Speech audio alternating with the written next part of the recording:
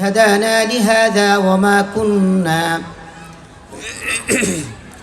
وما كنا لنهتدي لولا أن هدانا الله الحمد لله الذي فضلنا على كثير من عباده المؤمنين الحمد لله على كل حال ونعوذ بالله من شرور أنفسنا ومن سيئات أعمالنا من يهده الله فلا مضل له ومن يضلله فلا هادي له وأشهد أن لا إله إلا الله وحده لا شريك له وأشهد أن محمدًا عبده ورسوله أرسله بالحق بشيرا ونذيرا وداعيا إلى الله بإذنه وسراجا منيرا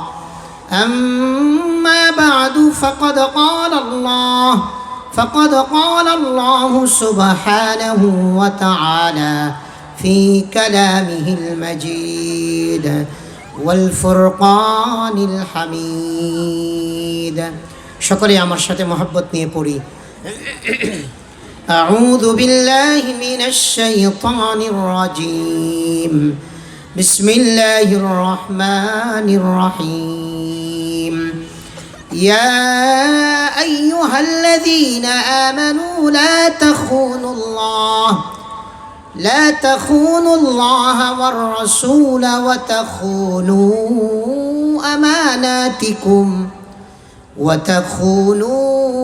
أماناتكم وأنتم تعلمون وقال سبحانه وتعالى في موضع آخر يا أيها الذين آمنوا اتقوا الله وقولوا قولا سديدا يصلح لكم أعمالكم ويغفر لكم ذنوبكم ومن يطع الله ورسوله فقد فاز فوزا عظيما وقال رسول الله صلى الله عليه وسلم 4 إذا كن فيك فلا عليك ما فاتك من الدنيا حفظ أمانة والصدق حديث وحسن خليقة وعفة في طعمة أو كما قال النبي صلى الله عليه وسلم آمنت بالله صدق الله مولانا العظيم وصدق رسوله النبي الكريم সকলে আমার সাথে মহব্বত নিয়ে দরুদ ইব্রাহিম পড়ি اللهم صل على محمد وعلى آل محمد كما صليت على إبراهيم وعلى آل إبراهيم إنك حميد مجيد اللهم بارك على محمد وعلى آل محمد كما باركت على إبراهيم وعلى آل إبراهيم إنك حميد مجيد الحمد لله সকল প্রশংসা সেই মহান রব্বুল আলামিনের আলিশান দরবারে যিনি আমাদেরকে না চাইতে ঈমানের মতো ইসলামের মতো কোরআনের মতো আমাদের সম্মানিত করেছেন সেই মহান রব্বুল আলামিনের আলিশান দরবারে কালিমাতুশ শুকর আদায় করি প্রাণ খুলে জবান খুলে সমস্বরে বলি আলহামদুলিল্লাহ আরেকটু আওয়াজ দিয়ে বলতে হবে আলহামদুলিল্লাহ আমার সাথে 2 হাত উঠাই আল্লাহু আকবার বলি আরেকটু জোরে বলি আল্লাহু আকবার আমার সাথে বলি ইয়া রাব্বি লাকাল হামদু কামা ইয়ানবাগি লিজালালি ওয়াজহিক ওয়া লিআযীমি سلطانك ربنا لك الحمد حمدا كثيرا طيبا مباركا فيه اللهم لك الحمد ولك الشكر لا أحصي ثناء عليك কামা আসনাইতা আলা নাফসিক আমিন ইয়া রাব্বাল আলামিন। সম্মানিত ভাই, আপনাদের কি একটু অনুরোধ করলে মানবেন কিনা যে প্যান্ডেলের নিচে এসে বসে যাব ইনশাআল্লাহ? যারা দূরে বসে আছেন তারা একটু প্যান্ডেলের নিচে বসে গেলে আশা করি নেকি বেশি হবে ইনশাআল্লাহ। যাদের কাজ আছে তারা চলে যেতে পারি, আর যারা এখানে আছি দূরে না থেকে কাছে চলে আসি। এই মজলিসটিকে সাধারণ কোনো মজলিস মনে না করি, এটি একটি জান্নাতের সেমি বাগান। এটি একটি জান্নাতের কি বাগান? সবাই বলি কি বাগান? জান্নাতের সেমি বাগান। জান্নাতের আসল বাগান, আসল জান্নাত তো সাতবক আসমানের উপরে, এটা হচ্ছে জান্নাতের সেমি বাগান। যেখানে কোরআন ও হাদিসের আলোচনা হয় সেই জায়গাগুলোকে জান্নাতের বাগান বলা হয়েছে কোরআনে এবং রাসূল আরবি সাল্লাল্লাহু আলাইহি ওয়াসাল্লামের হাদিসেও বলা হয়েছে। সুবহানাল্লাহ। রব্বুল আলামিন আলোচনাটি করতে গিয়ে সূরাতুল মুজাদালার 11 নম্বর আয়াত 28 নম্বর পারার 2 নম্বর পৃষ্ঠা রব্বুল আলামিন বলছেন এই মজলিসগুলোতে এসে কিভাবে মানুষ বসবে। সুবহানাল্লাহ বলি। কোরআন কোনো বিষয়কে ছেড়ে যান নাই, সব বিষয়ে আলোচনা করেছেন। কোরআন সব বিষয়ে আলোচনা করেছেন। আমার আগে আমাদের মুফতি সাহেব হুজুর, টঙ্গীর শীর্ষস্থানীয় আলেমদের মধ্যে অন্যতম হাফেজ মাওলানা মুফতি মাসউদুল করিম হাফিজাহুল্লাহ তাআলা হযরত কোরআন সম্পর্কে আলোচনা করেছেন। তো কোরআনে এমন কোনো বিষয় নেই যে বিষয়ে রব্বুল আলামিন টাচ দিয়ে যান নাই। আমরা হয়তো কেউ ওই পর্যন্ত বুঝতে পেরেছি, কেউ পারি নাই, বাট আল্লাহ আলোচনা করেছেন। তো কোরআনে রব্বুল আলামিন এই মজলিসগুলো সম্পর্কে আলোচনা করেছেন। সুবহানাল্লাহি ওয়া বিহামদিহি। জোরে বলি সুবহানাল্লাহ। আল্লাহ বলছেন ইয়া আইয়ুহাল্লাযীনা আমানু ইযা ক্বিলা লাকুম তাফাসসাহু ফিল মাজালিস ফাফসাহু ইয়াফসাহিল্লাহু লাকুম। রব্বুল আলামিন বলছেন ইয়া আইয়ুহাল্লাযীনা আমানু, হে ঈমানদারগণ, ইযা ক্বিলা লাকুম তাফাসসাহু ফিল মাজালিস, এই মজলিসগুলোতে, কোরআনের মজলিসগুলোতে নবী মুহাম্মদুর রাসূলুল্লাহ সাল্লাল্লাহু আলাইহি সাল্লামের যেখানে আলোচনা করা হবে এই মজলিসগুলোতে যখন তোমাদেরকে বসতে বলা হয় বসে করো, যখন তোমাদেরকে বলা হয় অন্যের জন্য একটু জায়গা ছেড়ে দাও, অন্যের জন্য একটু জায়গা করে দাও, আর একজনকে একটু বসার সুযোগ করে দাও, নিজে যদি কষ্ট করতে হয় একটু কষ্ট করো। অন্যের জন্য জায়গা ছেড়ে দিতে গিয়ে নিজে যদি কষ্ট করো, ফাফসাহু,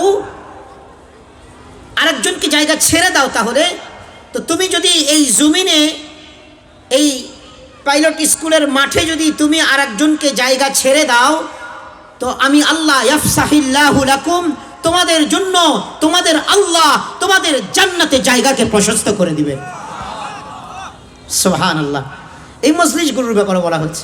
এই জন্য অনুরোধ করবো ওখানে থাকলে ভাই, যারা আগুন জ্বালায়, এই শীতের দিন চলছে, গ্রামে তো এখন প্রচণ্ড ঠান্ডা, যারা আগুন জ্বালায়, এই আগুন কি শুধু কাছ থেকে দেখা যায় না দূর থেকেও দেখা যায়? তো কথা বলতে হবে। দূর থেকেও আগুন দেখা যায়, বাট যারা কাছে থাকে তারা আগুনের আঁচ, ছোঁয়া, টাচ, পায়। কথা বোঝেন নাই? যারা কাছে থাকে তারা আগুনের গরমটা, উষ্ণতা এটা গ্রহণ করতে পারে, নিজে উজ্জীবিত হয়ে যায়, নিজে আবার হিট হয়ে যায়। কিন্তু যারা দূর থেকে আগুনের স্ফুলিঙ্গ দেখে, আগুনকে দেখে, তারা কি দূর থেকে পায়, গরম হতে পারে, ডাইরেক্ট ইস্তেফাদা, উপকার গ্রহণ করতে পারে না। এই জন্য ভিতরে বসা আর দূরে বসা এটার মধ্যে পার্থক্য আছে। এটা আপনারা না বুঝলে এটা একদিন বোঝা যাবে। আল্লাহ আমাদের তৌফিক দান করুন, সবাই বলি আমিন। মুহতারাম হাজিরিন, আমি খুতবাতে একটি হাদিস আপনাদের সম্মুখে তিলাওয়াত করেছি। হাদিসটি এসেছে মিশকাত শরীফের 5202 নম্বর হাদিস, 222 নম্বর হাদিস। রাসূল আরবি সাল্লাল্লাহু আলাইহি সাল্লাম এই হাদিস থেকে, এই হাদিসে আমাদেরকে চারটি বিষয় নিয়ে আলোচনা করেছেন। যদি আমরা এই চারটি বিষয়, এই চারটি গুণ কেউ যদি অর্জন করতে পারি, রাসূল আরবি সাল্লাল্লাহু আলাইহি সাল্লাম বলেছেন যে তোমাদের দুনিয়াতে কিছু থাকুক আর না থাকুক, কিছু পাও আর না পাও, দুনিয়া আখিরাতের সফলতা আল্লাহ এই চারটি গুণ যারা অর্জন করবে তাদেরকে দান করে দিবে। এই চারটি গুণ যার ভিতরে আছে তার দুনিয়ার কিছু না থাকলেও চলে যাবে দুনিয়া। সুবহানাল্লাহ ওয়া বিহামদিহি। قال رسول الله صلى الله عليه وسلم أربع إذا كن فيك فلا عليك ما فاتك من الدنيا حفظ أمانة وصدق حديث وحسن خليقة وعفة في طعمة أو كما قال النبي صلى الله عليه وسلم الله تعالى بندہ বিশ্ব নবী মুহাম্মদুর রাসূলুল্লাহ সাল্লাল্লাহু আলাইহি ওয়াসাল্লাম, তো বলি না সাল্লাল্লাহু আলাইহি ওয়াসাল্লাম। রাত তো কেবলমাত্র 9টা 4 বাজে, এত নিষ্প্রভ হয়ে গেলে, এত নিস্তেজ হয়ে গেলে তো কাজ হবে না। মুজাহিদ গরম না হলে কি জিহাদে জয় হতে পারবে? আরে একটু না, এটাও তো বলতেছেন না, পারবে নাকি? তো জোরে বলেন পারবে? একটু আওয়াজ দিব তো ইনশাআল্লাহ। আল্লাহ তৌফিক দান করুন, আমিন বলি, জোরে বলি আমিন। আল্লাহ তাআলার বান্দা বিশ্ব নবী সরকার দু জাহান নবী মুহাম্মদ আরবি সাল্লাল্লাহু আলাইহি ওয়াসাল্লাম বলেন, আরবাউন ইযা কুন্না ফীকা ফালা আলাইকা মা ফাতাকা মিনাদ দুনিয়া। রাসূল আরবি সাল্লাল্লাহু আলাইহি ওয়াসাল্লাম বলেন, যার মাঝে চারটি গুণ থাকবে, দুনিয়ার কোনো কিছু যদি আর তার কাছে না থাকে, ঠিকমতো খাবারের মতো তার কাছে কোনো ব্যবস্থা নেই, 3 বেলা খাবারের মতো তার কাছে কোনো ব্যবস্থা নেই, সুন্দর করে থাকার মতো এমন কোনো জায়গাও তার নেই, সুন্দর পোশাক পরার মতো তার কাছে নেই, কিন্তু এই চারটি গুণ কোন আল্লাহর গোলামের কাছে আছে। রাসূল আরবি সাল্লাল্লাহু আলাইহি ওয়াসাল্লাম বলেন, ইদা ফাতাকা মিনাদ দুনিয়া, এই চারটি গুণ অর্জন করার পরে দুনিয়ার কোনো কিছু যদি ওই আল্লাহর গোলামের কাছে নাও থাকে, তাহলে তার কোনো কিছু যায় আসে না। সুবহানাল্লাহ। অর্থাৎ সাকসেস, কিছু থাকলেও সই, না থাকলেও সই, কিছু থাকলেও পাস, না থাকলেও পাস। দুনিয়ার কিছু থাক চাই না থাক, নিত্য প্রয়োজনীয় 3টি বা 5টি যে আমাদের জরুরি বিষয়, অন্ন বস্ত্র খাবার, অন্ন বস্ত্র বাসস্থান, চিকিৎসা শিক্ষা, এগুলো যদি কিছু না থাকে কিন্তু তার কাছে এই চারটি গুণ আছে, এই চারটি জিনিস সে অর্জন করতে পেরেছে, রাসূল আরবি সাল্লাল্লাহু আলাইহি ওয়াসাল্লাম বলেছেন, কিছু না থাকলেও তার কাছে সব কিছু আছে, তার কোনো কিছু যায় আসে না। 1 নম্বর গুণ হিফজু আমানাতিন, আমানত রক্ষা করা। কি করা? আমার সাথে একটু কথা বলতে হবে, আমার সাথে বললে দেখুন, চোররে ধইরা প্রথমে কি করে? পা বাঁধে না হাত বাঁধে? কথা বোঝেন না, কথা বুঝলে শিক্ষিত মানুষ, কথা বলছেন না কেন? চোররে ধরলে পা বাঁধে না হাত বাঁধে? সবার বলতে হবে। আপনি কইবেন হুজুর বারবার মেজাজ খারাপ করাইতেছেন কে, খালি কোন সবার কইতে হবে, সবার কইতে হবে। আরে ভাই, আমরা একটু আমাদের সাথে টক করলে আপনার মনটা অন্যদিকে ঘুরতে থাকবে না। হুজুর কি বলে এদিকে আপনার খেয়াল থাকবে, যে হুজুর আবার হ্যাঁ বলার জায়গায় না কয়ে দিলে পাশের লোক কইব কই ঘুরতাছস বেটা। এটা রাসূল আরবি সাল্লাল্লাহু আলাইহি ওয়াসাল্লামের একটা সুন্নাহ। তিনি সাহাবীদেরকে মাঝে মাঝে জিজ্ঞাসা করতেন, বিষয়টা তোমরা জানো, শুনেছ, বুঝেছ, বারবার জিজ্ঞাসা করতেন। কেন? আমরা মানুষ এমন একটা জীব যে আমরা এক জায়গায় বসে থাকলে এই জায়গাতে দেহ আছে, ধর আছে, বাট অনেক সময় শয়তানে মনটাকে অন্য জায়গায় নিয়ে যায়। কি কথা ভুল বলছি? তো যদি আমার সাথে কথা বলেন মাঝে মাঝে, তাহলে বুঝতে হবে যে না, আপনারা আমার দিকে খেয়াল রাখছেন, কথা শুনছেন। আরে ভাই, মনোযোগের সাথে কথা শুনলে তো হেদায়েতের দরজা আল্লাহ খুলে দিবে। সুবহানাল্লাহ বলেন না? মনোযোগের সাথে কথা শুনলে আল্লাহ কি করবেন? আল্লাহ হেদায়েত দিয়ে দিবে। আল্লাহর ওয়াদা। কোরআন হাদিসের আলোচনা মনোযোগের সাথে শুনতে হয়, এটা আল্লাহর ওয়াদা। যদি কোরআন হাদিসের আলোচনা মনোযোগের সাথে শোনো, তো আমি আল্লাহ তোমাদেরকে বলছি, তোমাদেরকে আমি আল্লাহ হেদায়েত দিয়ে দিব। রব্বুল আলামিন আলোচনাটুকু করেছেন সূরাতুজ জুমারের 18 নম্বর আয়াত, 23 নম্বর পারার 19 নম্বর পৃষ্ঠায় রব্বুল আলামিন বলেন, আল্লাযীনা ইয়াসতামিউনাল কাওলা ফায়াত্তাবিউনা আহসানা উলাইকাল্লাযীনা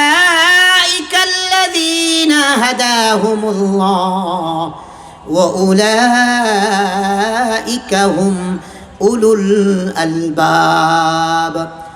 রব্বুল আলামিন বলেন, বান্দা তিনটি গুণ, তিনটি নিয়তে যারা কোরআন ও হাদিসের আলোচনা শুনবে। কয়টি নিয়তে?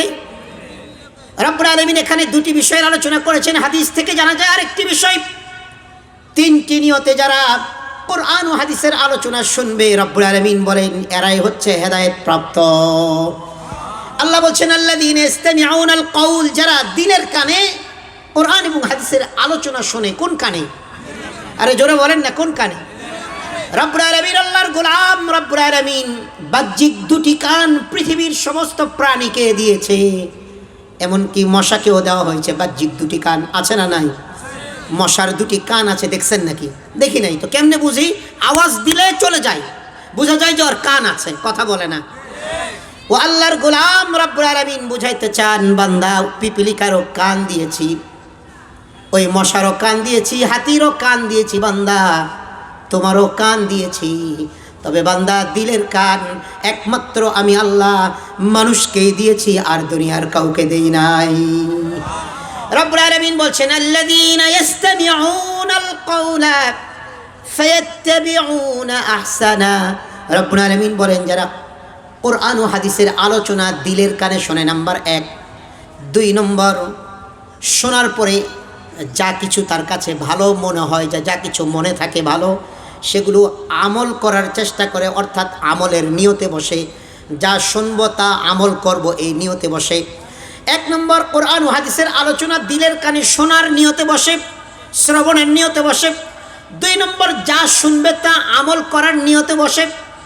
আরেকটি হাদিস বলে শোনার পরে আমল করার পরে যা কিছু মনে থাকবে, এই মনে থাকা জিনিসটি অন্যের কাছে পৌঁছানোর নিয়তে বসে। রব্বুল আলামিন বলেন হেদায়েতওয়ালা কারা? দুনিয়ার আর হেদায়েতওয়ালা খোঁজার জন্য তোমাদের হারিকেন জ্বালাইতে হবে না। আমি আল্লাহ বলছি এই 3টি গুণ যে অর্জন করতে পেরেছে, আল্লাহ বলছেন উলাইকাল্লাযীনা হাদাহুমুল্লাহ, এরাই হচ্ছে হেদায়েত প্রাপ্ত। উলাইকা হুম উলুল আলবাব, জ্ঞানী কারা? এরাই হচ্ছে জ্ঞানী। সুবহানাল্লাহি ওয়া বিহামদিহি। ও আল্লাহর গোলাম, তাহলে মনোযোগ দিয়ে শুনবো তো ইনশাআল্লাহ। তাহলে কটি গুণ অর্জন করতে বলেছেন রাসূল আরবি? 4টি গুণ। 1 নম্বর হিফজু আমানাতিন, আমানত রক্ষা করা। কি রক্ষা করা? আমানত রক্ষা করা। 2 নম্বর সিদকু হাদিসিন, সত্য কথা বলা। কি বলা? একটু আমার সাথে টক করলে বাসা পর্যন্ত নিয়ে যেতে পারবেন। কালকে বা রাতে গিয়ে খাবারের সময় বিবির সাথে মোজাকারা করতে পারবেন, যদি আপনি আল্লাহ এবং রাসূলকে ভালোবাসেন। 2 নম্বর গুণ সিদকু হাদিসিন, সত্য কথা বলা। 3 নম্বর হুসনু খালিকাতিন, উত্তম আচরণ করা। 4 নম্বর ওয়া ইফফাতুন ফি তু'মাতিন, হালাল রিজিক থাকা বা হালাল খাবার গ্রহণ করা। কে বলতে পারি 4টি? নাম্বার 1 আমানত রক্ষা করা, নাম্বার 2 সত্য কথা বলা, নাম্বার 3 উত্তম চরিত্রবান হওয়া, নাম্বার 4 হালাল রিজিক খাওয়া। রাসূল আরবি সাল্লাল্লাহু আলাইহি সাল্লাম বলেন এই 4টি গুণ যদি কারো কাছে থাকে তো দুনিয়ার আর কিছু থাকুক আর না থাকুক আর কিচ্ছু লাগবে না। সে দুনিয়া আখিরাতে রব্বুল আলামিন তাকে সফলতার দ্বার প্রান্তে পৌঁছে দিবে। সুবহানাল্লাহি ওয়া বিহামদিহি। আল্লাহ তাআলার বান্দা 1 নম্বর কি? হিফজু আমানাতিন। 1 নম্বর আমানত রক্ষা করা। কার আমানত? ও আল্লাহর গোলাম। আমানত 3 শ্রেণীর আমানত আমাদের রক্ষা করতে হবে। 1 নম্বর রব্বুল আলামিনের দেওয়া আমানত, 2 নম্বর রাসূল কর্তৃক দেওয়া আমানত, 3 নম্বর মুমিনের পারস্পরিক আমানত। কয় প্রকারের আমানত বলেন? 3 প্রকারের আমানতের আলোচনা রব্বুল আলামিন করেছেন সূরাতুল আনফালের 27 নম্বর আয়াত। 9 নম্বর পারার 19 নম্বর পৃষ্ঠা রব্বুল আলামিন বলেন ইয়া আইয়ুহাল্লাযীনা আমানু লা তাখুনুল্লাহা ওয়ার রাসূলা ওয়া তাখুনু আমানাতিকুম ওয়া আনতুম তা'লামুন। আল্লাহ তাআলার বান্দা রব্বুল আলামিন বলেন ইয়া আইয়ুহাল্লাযীনা আমানু, হে ঈমানদারগণ, লা তাখুনুল্লাহ, তোমরা আল্লাহর আমানতের খিয়ানত করো না। আল্লাহু আকবার বলি, আরো জোরে বলি আল্লাহু আকবার। ও আল্লাহর গোলাম, আল্লাহর আমানতের খেয়ানত করো না। হোয়াট ইজ আমানা? আল্লাহর আমানতগুলি কি কি আমাদের উপরে? ও আল্লাহর গোলাম, আল্লাহর আমানত প্রতিটি বান্দার উপরে রব্বুল আলামিনের পক্ষ থেকে যতগুলি ফরজ ইবাদা আছে, এই সমস্ত ফরজ ইবাদাগুলি যথাসময়ে আদায় করা আল্লাহর পক্ষ থেকে বান্দার উপরে আমানত। রব্বুল আলামিন বলেন, লা তাখুনুল্লাহ, ও বান্দা, রব তোমাদেরকে যে সমস্ত বিষয়ে আমানত দিয়েছেন, সেই আমানতের লা তাখুনুল্লাহ, খেয়ানত করবে না। আল্লাহর পক্ষ থেকে বান্দার উপর 1 নম্বর আমানত ফরজ যত ইবাদা আছে, 2 নম্বর আমানত যত ওয়াজিবাত আমল আছে আল্লাহর পক্ষ থেকে দেওয়া যত ওয়াজিব আমল আছে। কেননা ফরজ আমলের যেমন কাজা আছে, পুনরায় পড়ে দিতে হয়, ওয়াজিব আমলও পুনরায় পড়ে দিতে হয়, কাজা আছে। এজন্য মোটামুটি মানদণ্ডে, শাস্তির এবং কার্যকরিতার মানদণ্ডে ফরজ আর ওয়াজিব সমান, পাশাপাশি একেবারেই 19-20। এজন্য বিতরের সালাত কেউ না পড়তে পারলে পরের দিন কাজা করতে হয়। কথা বুঝাইতে পেরেছি? রব্বুল আলামিন বলছেন, লা তাখুনুল্লাহ, আল্লাহ কর্তৃক যতগুলি ফরজ ইবাদা আছে, রব্বুল আলামিন কর্তৃক বান্দার উপরে ফরজ ইবাদত সালাত আছে না নাই? 5 ওয়াক্তের সালাত সময় মতো আদায় করা ফরজ আল্লাহ কর্তৃক বান্দার উপরে। আল্লাহ কর্তৃক ফরজ ইবাদত, রোজা রাখা, হজ ফরজ হলে হজ করা, যাকাত ফরজ হলে যাকাত দেওয়া রব্বুল আলামিন কর্তৃক ফরজ ইবাদত। জিহাদ ফরজ হলে জিহাদ করা রব্বুল আলামিন কর্তৃক বান্দার উপরে ফরজ ইবাদত।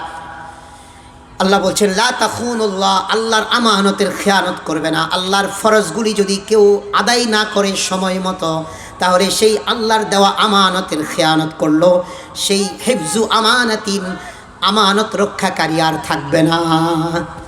তাহলে 1 নম্বর আল্লাহর আমানত খেয়ানত করা যাবে না। আল্লাহর আমানত 1 নম্বর ফরজ ইবাদত। নম্বর 2, আল্লাহর আমানত বান্দার উপরে ওয়াজিব ইবাদত, যত ওয়াজিব আমল আছে। বেতনের সালাত আছে, ওয়াজিব নামাজ।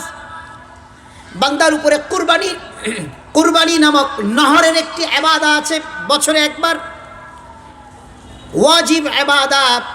বান্দার উপরে সাদকাতুল ফিতরা আছে, ওয়াজিব ইবাদত। এই ইবাদতগুলিও আল্লাহ কর্তৃক বান্দার উপরে আমানত। বান্দা যদি আদায় না করে, তাহলে আল্লাহর আমানতের বান্দা খেয়ানত করবে। আল্লাহ তাআলার বান্দা 2টি বিষয় আল্লাহ কর্তৃক আমানত পেলাম। 3 নম্বর,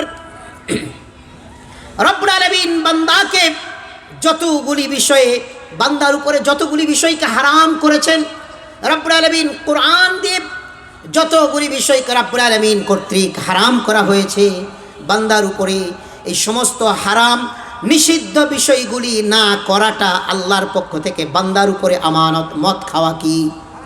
জোরে বলতে হবে। মদ খাওয়া কি? ঘুষ খাওয়া কি? মিথ্যা কথা বলা কি? সুদ খাওয়া কি? জিনা করা কি? ব্যভিচার করা কি? দুর্নীতি করা কি? অপরের মাল লুটপাট করে খাওয়া কি? ও আল্লাহর গোলাম, আল্লাহ কর্তৃক যতগুলি হারাম নিষিদ্ধ বিষয় আমাদের উপর আল্লাহ দিয়েছেন, এই সমস্ত নিষিদ্ধ বিষয়গুলোর না করাটা বান্দার উপরে আমানত।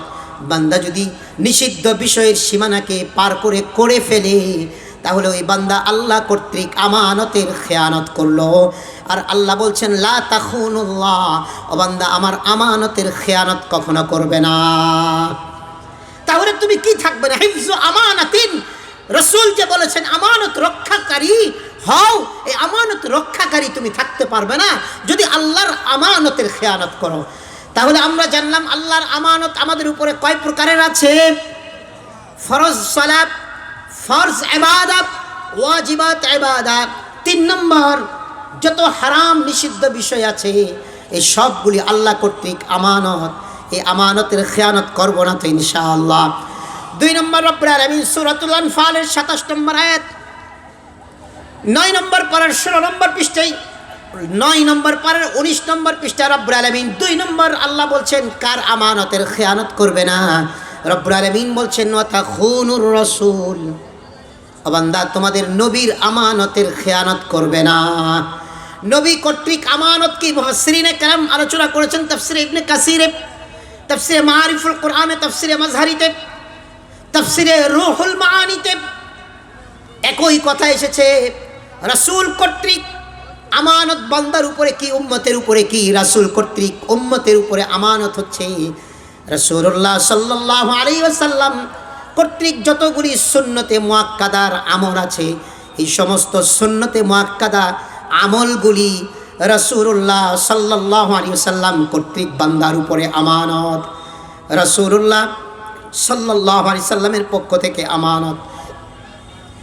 সুন্নতে মুআক্কাদা জাস্ট সংক্ষিপ্ত করে উদাহরণ, দৈনন্দিন 12 রাকাত সুন্নতে মুআক্কাদা নামাজ আছে। ফজরের ক্বাবলাল ফজর 2 রাকাত, ফজরের আগে 2 রাকাত, জোহরের আগে কয় রাকাত? সবাই বলি জোহরের আগে কয় রাকাত, জোহরের পরে কয় রাকাত? কয় রাকাত হলো টোটাল? 6 রাকাত। ফজরে 2, জোহরে 6, 8 রাকাত হলো।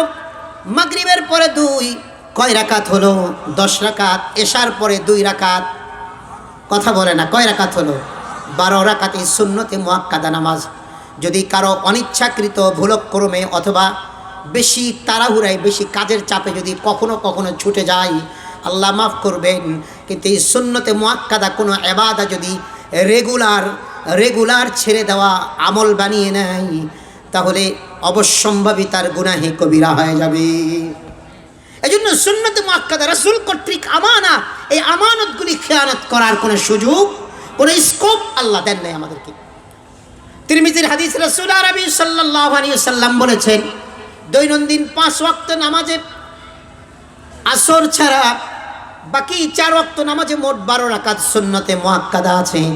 এই 12 রাকাত সুন্নতে মুআক্কাদার নামাজ যদি কেউ রেগুলার পড়ে, এর বিনিময়ে রব্বুল আলামিন তার ঠিকানাকে জান্নাতে বানিয়ে দিবে। তাহলে রাসূল কর্তৃক আমানত যত সুন্নতে মুআক্কাদা আছে পেলাম, রাসূল কর্তৃক যত নিষিদ্ধ বিষয় আছে এবং যতগুলি রাসূল বলেছেন এগুলো করো, যা যা করতে বলেছেন তাও সেগুলো রাসূল কর্তৃক আমানতের অন্তর্ভুক্ত হয়ে যায়। এটা কে বলেছেন? এটা রব্বুল আলামিন বলেছেন। সূরাতুল হাসর 9 নম্বর আয়াত 28 নম্বর পারার 5 নম্বর পৃষ্ঠায় রব্বুল আলামিন বলছেন,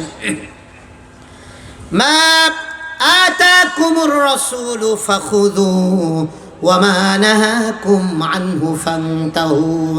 রব্বুল আলামিন বলেন, তোমাদের নবী তোমাদেরকে যে সমস্ত আমল করতে বলেছেন সেগুলো করো, যে সমস্ত আমল ধরতে বলেছেন সেগুলো ধরো।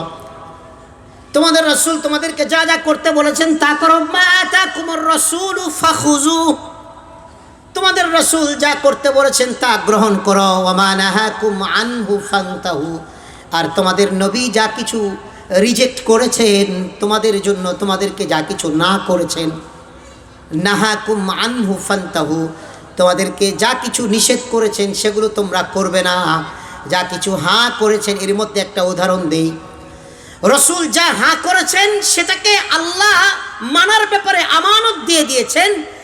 রাসূল যাকে না করেছেন সেটা না করার ব্যাপারে, অর্থাৎ সেদিকে না যাওয়াটাই আল্লাহর পক্ষ থেকে আমানত দেওয়া হয়েছে। রাসূল যা হাঁ করেছেন ধরতে হবে, ওয়াজিব পর্যায়ের আমল চলে যায় এগুলো, কিন্তু আমলটি আল্লাহ দেন নাই, রাসূল দিয়েছেন। জাস্ট একটা উদাহরণ, আল্লাহ বলছেন তোমাদের রাসূল যা কিছু করতে বলেছেন তা করো, যা ধরতে বলেছেন তা ধরো। রাসূল আরবি সাল্লাল্লাহু আলাইহি সাল্লাম বলেছেন, ওয়াফুল লুহা, তোমরা তোমাদের দাড়িকে ছেড়ে দাও, তোমরা তোমাদের দাড়িকে ছেড়ে দাও। ওয়াফুল লুহা, বুখারীর বর্ণনা, রাসূল বলেছেন তোমরা তোমাদের দাড়িকে ছেড়ে দাও। দাড়ি কাটার কোনো কথা কোনো হাদিসে রাসূল বলেন নাই। দাড়ি কাটা, দাড়ি ছাটা, দাড়ি ছোট করা, ক্লিন শেভ করা কোনো কথা রাসূল আরবি সাল্লাল্লাহু আলাইহি সাল্লাম কোনো হাদিসে বলেন নাই। রাসূল বলেছেন দাড়িকে কি করো? লম্বা করো, ছেড়ে দাও। তাহলে হুজুর আমরা যে শুনেছি, আমরা জেনেছি এক মুষ্টির উপরে কাটা যায়, এক মুষ্টির উপরে সাহাবায়ে কেরাম অনেক সাহাবীরা এক মুষ্টির উপরে কেটেছেন।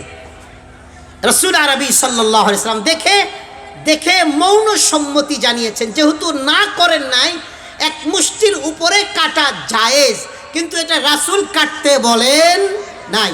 যদি কেউ কাটে গুনাহ হবে না, যদি কেউ কাটে কি হবে না? কোনো রকম গুনাহ হবে না, কেননা সাহাবায়ে কেরাম এটা কেটেছেন, রাসূল আরবি দেখে চুপ ছিলেন, মৌন সম্মতি দিয়েছেন। এটা কি এক মুষ্টির আগে না এক মুষ্টির পরে? কথা বলতে হবে, এক মুষ্টির আগে না পরে। আল্লাহর গোলাম রাসূল আরবি সাল্লাল্লাহু আলাইহি ওয়াসাল্লাম বলেছেন ওয়াফুল লুহা, তোমরা তোমাদের দাড়িকে ছেড়ে দাও। কিন্তু আল্লাহর গোলাম আমরা এই দাড়িটাকে ছাড়ি না, অধিকাংশই কাটি, মেজরিটি আমাদের কাটি। তাহলে কি আমরা রাসূল কর্তৃক যে আমানা, সে আমানত কি রক্ষা করতে পেরেছি? আমানত যদি রক্ষা করতে না পারি, অথচ রাসূল আরবি সাল্লাল্লাহু আলাইহি ওয়াসাল্লাম বলেছেন লা ঈমানা লিমান লা আমানাতা লাহু, তার ঈমান নাই যার আমানত ঠিক নাই। ডাইরেক্ট লা ঈমানা লিমান লা আমানাতা লাহু, তার ঈমান নেই যার আমানত ঠিক নেই। তাহলে রাসূল আরবি সাল্লাল্লাহু আলাইহি ওয়াসাল্লাম বললেন তোমরা দাড়িকে কেটো না, দাড়িকে ছেড়ে দাও। ওয়াফুল লুহা, তোমরা তোমাদের দাড়িকে ছাড়ো। ও আল্লাহর গোলাম, কেউ যদি দাড়ি কাটে তাহলে তার গুনাহ হবে না? হবে না। আমানতের খেয়ানত হবে না? হবে না। ও আল্লাহর গোলাম, ছোট্ট করে বলে দেই না, বললেই নয়, দুনিয়াতে এমন গুনাহ খুব কম আছে যে গুনাহকারীকে ঘুমন্ত অবস্থায়ও একজন মানুষ গুনাহ করতে পারে না। কিন্তু এমন কিছু গুনাহ আছে যে গুনাহগুলো মানুষ ঘুমে থাকলেও তার আমল নামায় বাম কাদের ফেরেশতা গুনাহ লিখতে থাকে। এমন কিছু গুনাহ আছে যে ব্যক্তিটি ওই গুনাহের সাথে জড়িত, একজন মানুষ সালাতরত অবস্থায়, নামাজরত অবস্থায় ডান কাদের ফেরেশতা নেকি লিখতে থাকে, গুনাহ লেখা হয় না। কিন্তু ওই গুনাহকারী যারা ওই গুনাহটা করে, তাদের ডান কাদের ফেরেশতা তো নামাজরত অবস্থায় নেকি লেখে, কিন্তু তাদের বাম কাদের ফেরেশতাও তাদের আমল নামায় গুনাহ লিখতে থাকে। তারা যদি কোরআন তিলাওয়াত করে, কোরআন তিলাওয়াতরত অবস্থায় ডান কাদের ফেরেশতা নেকি লেখে, বাম কাদের ফেরেশতা গুনাহ লিখতে থাকে। এমনকি ওই মানুষগুলো বাইতুল্লাহতে গিয়ে, খানায় কাবাতে গিয়ে, মক্কা শরীফে গিয়ে, বাইতুল্লাহতে গিয়ে আল্লাহর ঘরে তাওয়াফ করছে। 7 চক্কর দিয়ে এক তাওয়াফ হয়। ওই তাওয়াফ যখন করে তখনও তার ডান কাদের ফেরেশতা তার নেকি লেখে, বাম কাদের ফেরেশতা তার গুনাহ লেখে। এমনকি মানুষটি যখন হজরে আসওয়াদে চুমু দেয়, একজন মানুষ হজরে আসওয়াদে চুমু দেওয়ার পরে, চুমু থেকে আলাদা হওয়ার আগেই তার জিন্দগির সব গুনাহগুলো আল্লাহ মাফ করে দেয়, সগীরা গুনাহগুলো মাফ হয়ে যায়। কিন্তু ওই ব্যক্তিটি এমন গুনাহগার যে যখন সে হজরে আসওয়াদে চুমু দেয় তখনও তার বাম কাদের ফেরেশতা তার আমল নামায় গুনাহ লিখতে থাকে। এরকম ব্যক্তিগুলোর মধ্যে উল্লেখযোগ্য ব্যক্তি সেই ব্যক্তি যে হচ্ছে এক মুষ্টি হওয়ার আগে যে দাড়ি কাটে, এক মুষ্টি হওয়ার আগে যে দাড়ি কাটে, যে দাড়ি ছাটে, যে ক্লিন শেভ করে, এই ব্যক্তিটি যদি ঘুমায় তাও গুনাহ লেখা হয়, নামাজ পড়লেও গুনাহ লেখা হয়, কোরআন তিলাওয়াত করলেও বাম কাদের ফেরেশতা গুনাহ লিখতে থাকে। তার ওয়াল টাইম তার গুনাহ তার আমল নামায় উঠতে থাকে। ও আল্লাহর গোলাম, আমাদেরকে একটু ভয় হবে না? আলাম ইয়ানিল্লাযীনা আমানু আন তাখশা কুলুবুহুম লিযিকরিল্লাহ, মানুষের কি এখনো সময় হয় নাই যে তারা আল্লাহর জিকিরে নিজেদেরকে শামিল করে নেবে এবং আল্লাহর ব্যাপারে তারা ভয় করবে, আল্লাহর নাম শুনলে তারা ভয় করবে, আল্লাহর কথা শুনলে তারা ভীত হয়ে যাবে? এখনো কি দুনিয়াতে এমন কিছু মানুষ আসে নাই? মানুষের কি এখনো সময় হয় নাই যে মানুষ আল্লাহকে একটু ভয় করবে? ও প্রিয় ভাই, কবরে 3টি প্রশ্ন করা হবে, তার মধ্যে একটি প্রশ্ন করা হবে মান রাব্বুকা মা দীনুকা ওয়া মান নাবিয়ুক মা হাযার রাজুল আল্লাযী বুইসা ফীকুম।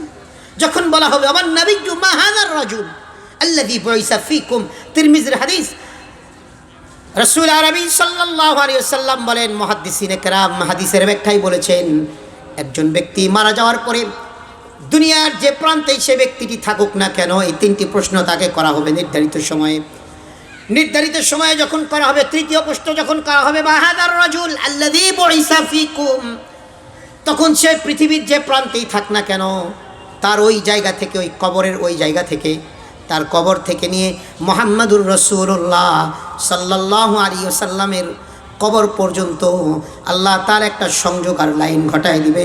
ডাইরেক্ট নবী মুহাম্মাদুর রাসূলুল্লাহ সাল্লাল্লাহু আলাইহি ওয়াসাল্লামকে সে ব্যক্তি দেখতে পাবে। বলা হবে ব্যক্তিকে যাকে তোমাদের কাছে পাঠানো হয়েছিল। এই কথাটা হয়তো 20 বছর আগেও বুঝে আসতো না যে এক কবর থেকে পৃথিবীর যে কোনো প্রান্তে, বাংলাদেশ থেকে 6000 দূরে মদিনা, এখান থেকে কিভাবে দেখা যাবে। তো এখন আমরা বুঝি জুম যখন চলে এসেছে, লাইভ কাস্ট যখন হয়, তখন আমরা বুঝি যে পৃথিবীর সে আমেরিকা থেকেও এখানে একজন মানুষকে লাইভ কাস্টের মাধ্যমে, জুমের মাধ্যমে, ইমোর মাধ্যমে, ভিডিও কলের মাধ্যমে এক মুহূর্তের জন্য হলেও এক সময়ে একসাথে দেখা যাওয়া, এটা পসিবল না ইম্পসিবল? পসিবল। আল্লাহ সহজ করে দিয়েছেন এই হাদিস বোঝার জন্য। পৃথিবীর যে প্রান্তেই থাক, যখন বলা হবে এই ব্যক্তিকে রাসূলের রওজা পর্যন্ত তার নজর চলে যাবে, খুলে দেওয়া হবে, রাসূল আরবি সাল্লাল্লাহু আলাইহি সাল্লামকে দেখে ফেলবে। ও প্রিয় ভাই, আমি পাঞ্জাবি পরেছি, আপনি জুব্বা পরেছেন, পাগড়ি পরেছেন, কোট পরেছেন, সব সুন্নতি লিবাস আছে, পকেটে তাসবিহ আছে, পকেটে আপনার কি আছে, মেসওয়াক আছে, এগুলো কি কিছু সাথে যাবে আমাদের কবরে দেওয়ার সময়? এগুলো কি যাবে? এই সুন্নত কিছু যাবে? পুরা শরীরের সাথে বিল্ট-ইন একটা সুন্নাহ বিল্ট-ইন দিয়ে দেওয়া আছে, সেটা হচ্ছে এই দাড়ি মোবারক। এই দাড়ি মোবারক, এই সুন্নাহটাই শুধু যাবে। কথা বলে না? ও আল্লাহর গোলাম, যদি আপনি কথার কথা দাড়ি নেই কিন্তু আপনি নামাজ পড়েছেন, রোজা রেখেছেন, হজ করেছেন, শিরক মুক্ত তাওহীদ যুক্ত ঈমান নিয়ে কবরে যেতে পেরেছেন, তারপরে মুনকার নাকির সওয়াল করার পরে প্রথম প্রশ্নের দুটোর উত্তর দিয়েছেন, প্রথম দুই প্রশ্নের উত্তর দেওয়ার পরে 3 নম্বর প্রশ্ন কিন্তু আপনার দাড়ি নাই, কথার কথা। তৃতীয় প্রশ্নতে যখন বলা হলো ওই ব্যক্তিকে যাকে আপনার কাছে পাঠানো হয়েছিল, আপনি যখন মুহাম্মদুর রাসূলুল্লাহ সাল্লাল্লাহু আলাইহি ওয়াসাল্লামকে দেখে যদি আপনি বলেন তিনি তো আমার নবী মুহাম্মদুর রাসূলুল্লাহ সাল্লাল্লাহু আলাইহি ওয়াসাল্লাম, তিনি আমার নবী, আপনি নবীকে নবী বললে, নবী বলে স্বীকৃতি দিলেন, নবী বলে চিনলেন, কিন্তু নবী যদি বলে না রে না, নবী তো তাকে বলা হয় নবীর মতে যার মত তাকেই বলে উম্মত। উম্মত তো তাকে বলা হয় যার মতটা কার মতের সাথে মিলাবে। আরে জোরে বলে না, কার মতের সাথে মিলাবে? তার মতটা তার বিবির মতের সাথে, বিবির মত মিলিয়ে তার মতো করে দুনিয়ায় সাজবে না, তার বসের মতের সাথে মিলিয়ে নিজের দেহ স্ট্রাকচারকে মিলাবে না, বরং একজন মুমিন তার মতটাকে মুহাম্মদুর রাসূলুল্লাহ সাল্লাল্লাহু আলাইহি ওয়াসাল্লামের মতের সাথে মিলিয়ে তার পুরা জিন্দগিটা এই 3.5 হাত বডিকে সাজাবে। ও আল্লাহর গোলাম মুহাম্মদুর রাসূলুল্লাহ সাল্লাল্লাহু আলাইহি ওয়াসাল্লাম বলেন, তুমি তো আমাকে নবী বললা, কিন্তু আমি তো দুঃখিত তোমাকে উম্মত বলে স্বীকারোক্তি দিতে পারছি না।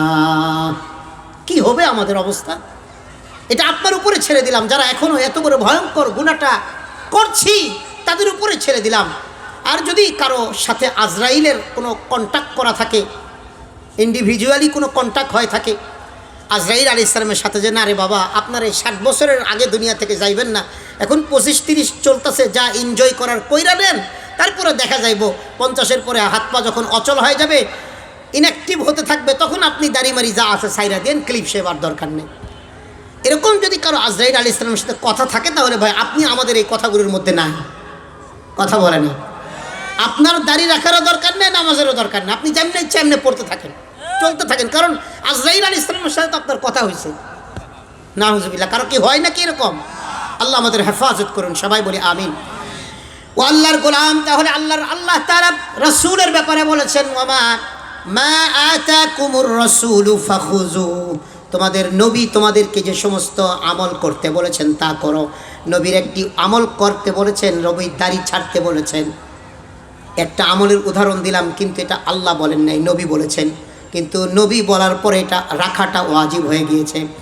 তারপরে আল্লাহ বলছেন, ওমা নাহাকুম আনহু ফান্তাহু, তোমাদের নবী তোমাদেরকে যে সমস্ত আমল ছাড়তে বলেছেন, রিজেক্ট ঘোষণা করেছেন, বাতিল করে দিয়েছেন, যেগুলো নিষিদ্ধ করেছেন নবী কর্তৃক নিষিদ্ধ, সেই আমলগুলোও তোমরা করতে পারবে না, কেননা নিষেধাজ্ঞার উপরে তোমাদের আমানত, যেতে পারবে না। তিলকা হুদুদুল্লাহ, এটাই হচ্ছে আল্লাহর সীমানা। একটা উদাহরণ দেয়, নবী কর্তৃক আমাদেরকে নিষিদ্ধ বিষয় নবী বলেছেন এই কাজটা করবা না, তোর মধ্যে উল্লেখযোগ্য একটা গুনাহ, সেই গুনাহটার নাম হচ্ছে টাকনু গিরার নিচে পুরুষদের কাপড় পরা। টাকনু গিরার নিচে পুরুষদের কাপড় পরা, এরকম পুরুষ এই সমাজে তেমন পাওয়া যায় না। আসতে বলছেন, আছে মনে হয় নাকি? চলুন হাদিসে কি বলে। বুখারীর বর্ণনা, মুহাম্মদুর রাসূলুল্লাহ সাল্লাল্লাহু আলাইহি ওয়াসাল্লাম বলেন, মা আসফালা মিনাল কাবাইনি মিনাল ইজারি ফিন্নার। রাসূল আরবি সাল্লাল্লাহু আলাইহি ওয়াসাল্লাম বলেন, টাকনু গিরার নিচে, পুরুষদের যেই টাকনু গিরা আছে পায়ের সাথে লাগানো, যে একটা বাম পায়ের ডান দিকে, ডান পায়ের বাম দিকে পায়ের সাথে লাগানো একটা ছোট্ট উঁচু জায়গা আছে, এটাকে বলা হয় টাকনু গিরা। হাবিব সাল্লাল্লাহু আলাইহি সাল্লাম বলেন, যে ব্যক্তি ইচ্ছাকৃতভাবে তার টাকনু গিরার নিচে তার পাজামা, প্যান্ট, ট্রাউজার ইত্যাদি লুঙ্গি উপর দিক থেকে যেটা পরা হয়, মূল নীতিটা হচ্ছে উপর দিক থেকে যা পরা হয়, যেটা উপরের দিকে বাঁধা যায়, উপরের দিকে লাগানো যায়, উপরে ঝুলে থাকে, নিচে ছেড়ে দেওয়া হয়, এমন যা কিছু পরা হয় পুরুষ সেগুলো কখনো ইচ্ছাকৃত টাকনু গিরার নিচে রাখতে পারে না। যদি রাখে তো কি হবে? পুরুষের ওই জায়গাটুকু জাহান্নামে চলে যাবে। ও প্রিয় ভাই, বলেন তো কোথায় যাবে? জাহান্নামে চলে যাবে। আমাকে একটা কথা বলেন, দেখুন দুনিয়াতে কিছু গুনাহ আছে, এই গুনাহগুলো করলে একটা মজা পাওয়া যায়, স্বাদ অনুভব হয়, হয় না? হয় না? গুনাহের একটা মজা আছে না নাই? কথা বলে না। আমরা কেউই গুনাহের মজা বুঝি না, তাহলে সারাদিন টিভির দিকে তাকায় থাকেন কেমনে? আরে আল্লাহর গোলাম, গুনাহের মজা যদি না বুঝেন তো বেগানা একটা নারীরে দেখলে খালি বারবার দেখতেই মন চায়, ভাল লাগে কেমনে? বারবার তাকান কেন? গুনাহের মজা আছে না নাই? প্রতিটি গুনাহে কবিরারই একটি আলাদা মজা আছে, আর প্রতিটি হারাম মজার একটি আলাদা সাজা আছে। প্রতিটি গুনাহে কবিরার একটি কি আছে? মজা আছে। আর প্রতিটি হারাম মজার একটি আলাদা কি আছে? সাজা আছে। এক্সাম্পল সে, একজন ব্যক্তি ফজরের সালাত আদায় না করে, কনকনে মাঘ মাসের শীতে ফজরের সালাত কেউ আদায় করলো না, ফজরের সালাত আদায় না করে 20 মিনিট ঘুমিয়ে থাকলো, তো 20 মিনিট ঘুমিয়ে এই হারাম একটা মজা অনুভব হয়েছে না হয় নাই? হারাম একটা স্বাদ লেগেছে না লাগে নাই?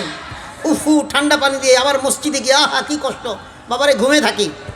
আচ্ছা, এই আল্লাহর গোলাম 20 মিনিট ফজরের সালাত না পড়ে, আদায় না করে 20 মিনিট হারামভাবে ঘুমিয়েছে।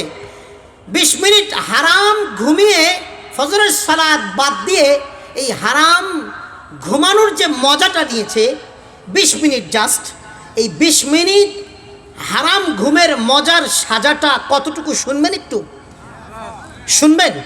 যদি অনিচ্ছাকৃত হয় আল্লাহ মাফ করে দিবে, ঘুম থেকে উঠে নামাজ পড়ে নিতে হবে। কিন্তু ইচ্ছাকৃত বারবার প্রতিদিন করে ফজরের সালাত ছেড়ে দেয়, রাসূল আরবি সাল্লাল্লাহু আলাইহি সাল্লামের হিসাব অনুযায়ী সেই ব্যক্তি কমসে কম 2,88,00,000 বছর জাহান্নামে জ্বলবে, যদি আল্লাহ মাফ না করে।